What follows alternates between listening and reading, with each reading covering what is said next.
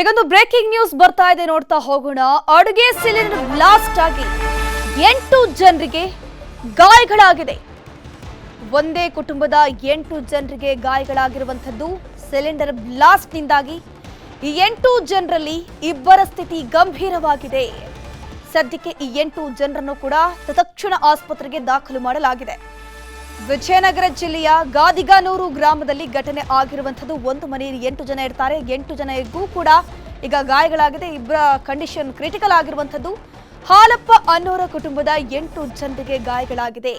ತೋರಣಗಲ್ಲು ಸಂಜೀವಿನಿ ಆಸ್ಪತ್ರೆಗೆ ಚಿಕಿತ್ಸೆಗಾಗಿ ಈ 8 ಜನರನ್ನ ದಾಖಲು ಮಾಡಲಾಗಿರುವಂತದ್ದು. ಗಮನಿಸ್ತಾ ಇರಬಹುದು, ಹಾಲಪ್ಪ ಅನ್ನೋರ ಕುಟುಂಬ ಒಟ್ಟು 8 ಜನ ಈ ಒಂದು ಮನೆಯಲ್ಲಿ ವಾಸವಾಗಿರ್ತಾರೆ. ತತ್ಕ್ಷಣ ಸಿಲಿಂಡರ್ ಲೀಕೇಜ್ ನಿಂದ ಸಿಲಿಂಡರ್ ಬ್ಲಾಸ್ಟ್ ಆಗಿದೆ.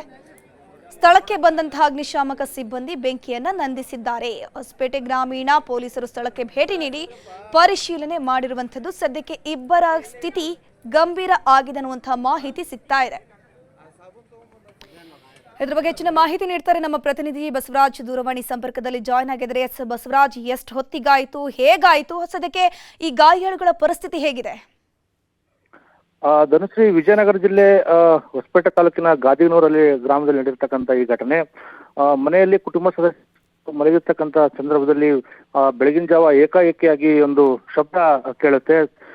ಎಲ್ಲರೂ ನೋಡ್ತಕ್ಕಂಥ ಸಂದರ್ಭದಲ್ಲಿ ಸಿಲಿಂಡರ್ ಸ್ಫೋಟ ಆಗಿರ್ತಕ್ಕಂಥದ್ದು ಕೂಡ ಗೊತ್ತಾಗುತ್ತೆ. ಆದ್ರೆ ಆ ಸಿಲಿಂಡರ್ ಸ್ಫೋಟನ ರಭಸಕ್ಕೆ ಮನೆಯ ಗೋಡೆಗಳು ಕೂಡ ಕುಸಿದು ಬಿಡ್ತಕ್ಕಂಥದ್ದು. ಸುಮಾರು 8 ಜನ ಕುಟುಂಬ ಸದಸ್ಯರು ಕೂಡ ಮನೆಯಲ್ಲಿ ಇರ್ತಕ್ಕಂಥದ್ದು. ಇಬ್ಬರ ಸ್ಥಿತಿ ಕೂಡ ಗಂಭೀರ ಆಗಿರ್ತಕ್ಕಂಥದ್ದು. 6 ಜನರಿಗೆ ಸಣ್ಣ ಪುಟ್ಟ ಗಾಯ ಆಗಿದ್ದನ್ನ ಮಾಹಿತಿ ಕೂಡ ಸಿಗ್ತದೆ. ಯಾವಾಗ ಆ ಸ್ಫೋಟಕ್ಕೆ ಅದಾಗತಕ್ಕಂಥದ್ದು ಒಂದು ಕಡೆ ಗೋಡೆ ಕುಸಿತಾ ಇರ್ತಕ್ಕಂಥದ್ದು, ಮತ್ತೊಂದು ಕಡೆ ಬೆಂಕಿ ಕೂಡ ಕಾಣಿಸ್ಕೊಂಡಿರ್ತಕ್ಕಂಥದ್ದು. ತಕ್ಷಣ ಅಗ್ನಿಶಾಮಕ ಸಿಬ್ಬಂದಿಗಳು ಕೂಡ ಸ್ಥಳಕ್ಕೆ ಧಾವಿಸಿ ಆ ಒಂದು ಏನಂದ್ರೆ ಗೋಡೆ ಕಟ್ಟಡ ಕುಸಿತ ಇತ್ತು. ಅದರಲ್ಲಿ ಇರ್ತಕ್ಕಂಥ ಕೆಲವ್ರನ್ನ ಕೂಡ ಈಗಾಗಲೇ ಹೊರಗಡೆ ಕೂಡ ಅವ್ರನ್ನ ಹೊರತೆಗೆದಿರ್ತಕ್ಕಂಥದ್ದು. ಸಣ್ಣ ಪುಟ್ಟ ಗಾಯದವ್ರನ್ನ ಜೊತೆಗೆ ಇಬ್ಬರ ಪರಿಸ್ಥಿತಿ ಏನು ಗಂಭೀರ ಇದೆ. ಅವರೆಲ್ಲರನ್ನೂ ಕೂಡ ತೋರಣಗಲ್ಲಿನ ಖಾಸಗಿ ಸಂಜೀವಿನಿ ಆಸ್ಪತ್ರೆಗೆ ಕೂಡ ದಾಖಲು ಮಾಡಿರ್ತಕ್ಕಂಥದ್ದು. ಈಗ ಅವರಿಗೆ ಚಿಕಿತ್ಸೆ ಕೂಡ ಮುಂದುವರೆದಿರ್ತಕ್ಕಂಥದ್ದು. ಇಬ್ಬರ ಪರಿಸ್ಥಿತಿ ಗಂಭೀರ ಇದೆ ಅನ್ನೋ ಮಾಹಿತಿ ಕೂಡ ಸಿಗ್ತಾ ಇದೆ. ಸಂಬಂಧಪಟ್ಟಂಗೆ ಗಾದಿಗನೂರ ಪೊಲೀಸರು ಕೂಡ ಈಗ ಸ್ಥಳಕ್ಕೆ ಭೇಟಿ ನೀಡಿ ಪರಿಶೀಲನೆ ಕೂಡ ಮಾಡ್ತಾ ಇದ್ದಾರೆ. ಥ್ಯಾಂಕ್ ಯು ಬಸವರಾಜ್, ತಮ್ಮೆಲ್ಲ ಡೀಟೇಲ್ಸ್ಗಾಗಿ.